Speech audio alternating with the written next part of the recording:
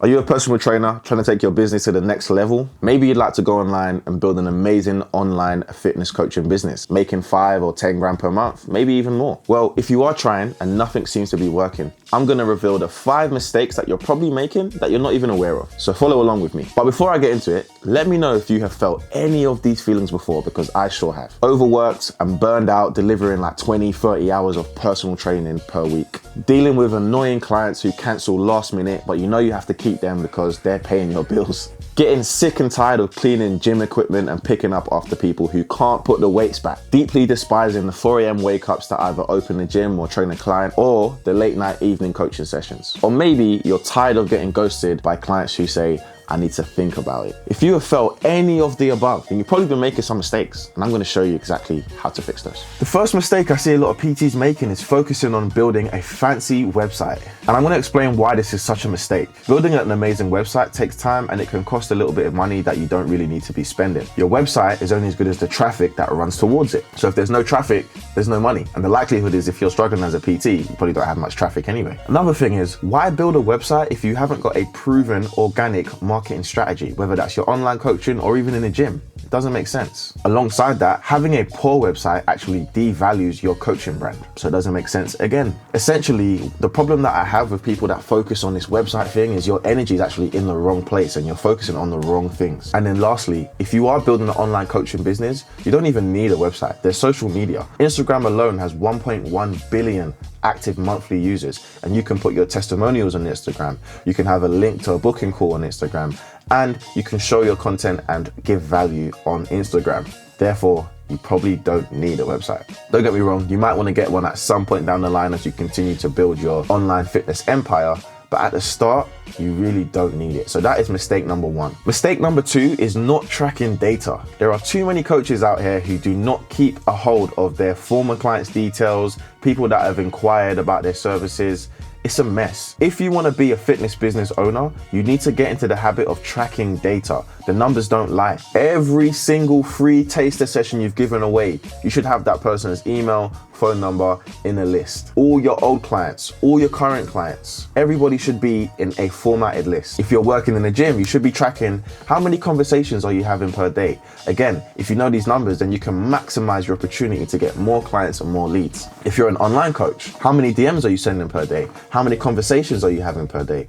All of this is really, really important, because the more numbers you know, the more smart, logical decisions you can make with your coaching business. Another thing to track: how many calls are you getting booked per week? How many consultations are you having? How many sales are you making in a month? How many unsuccessful sales calls are you having in a month? What's your most common objection that you're getting in a sales call? What's your show-up rate for all of these calls? Guys, I think you understand the point I'm making here. If you are a PT who is not tracking data, you simply cannot optimize your business, because what gets tracked gets optimized. And if you choose to ignore that, your business is probably not going to go that far. Number 3, and this is a big mistake that almost every PT I know makes, and that is not following up. Do you know how much money is in the follow-up?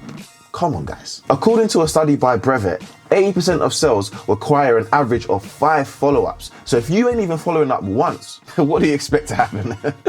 However, in that same study, they found that 44% of sales reps only follow up once before giving up. And after 4 follow-ups, 94% of sales reps gave up. So with that being said, you need to be following up at least 6 to 8 times. If someone says I need to think about it, you message them once a week, twice a week. You need to find out what's going on and what are they thinking about. And I noticed that most coaches don't follow up because they're scared of being annoying. Listen, I'd rather be annoying than broke.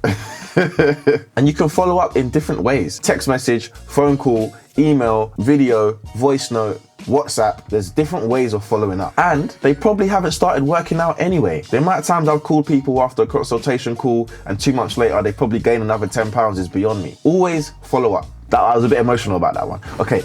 Point 4. Coaches are failing to define their niche. They're too scared of niching down because they think that it's going to exclude too many people. That's the wrong mentality, and that's probably why you aren't generating any income. Because if you speak to everyone, no one listens. And here's my favorite one. Who makes more money, a brain surgeon or a local GP? Probably the brain surgeon. But instead of thinking about niching down to one person, I want you to think about niching down to one problem. What is the problem that your program fixes? Once you can work that out, the people that need that problem solved are going to come to you. But if you continue to try and be a jack of all trades, you will be a master of none. If you're really struggling to work out who your niche is, what problems you solve, think about your own personal transformation and maybe your favorite clients or the best client results that you've ever had. And that will give you a springboard to be successful with your online coaching business. And this is the final point, point 5. And that is undercharging, charging less than you are worth. If you are a PT or an online coach charging less than £150 a month, you are really going to struggle to grow and scale your coaching business, unfortunately, because your margins are going to be so low. You've put in all this time as a coach, getting your qualifications, paying for certificates, and you're going to charge under £100 for your coaching programs. It doesn't make sense. You can't be scared to charge what you're worth. If you come across as cheap, people are going to treat you like you're cheap. But there are people out there who like to pay for a premium, high quality service. You need to know where they are and how to find them. And ultimately, undercharging can cause resentment because you start to feel like you're giving all this value and all this work, but this person is not even paying X amount for what it's worth. And that can cause you to not deliver like you should do. One last point I want to make, which really resonates with me. If you aren't confident to charge what you're worth, then why should the client be confident in you? Think about that one. If you're guilty of any of this, don't worry, there is a way you can fix this. I've been in your shoes and I've made every single mistake I just listed. It took me a little bit of time. I did not get there overnight, but eventually I worked out some systems and some ways that I can create in a program that made me happy and made the money that I wanted. If you do want to grow your online coaching business, just smash the like button and subscribe to this YouTube channel, and hopefully you will find some value in what I'm giving you. All right, peace.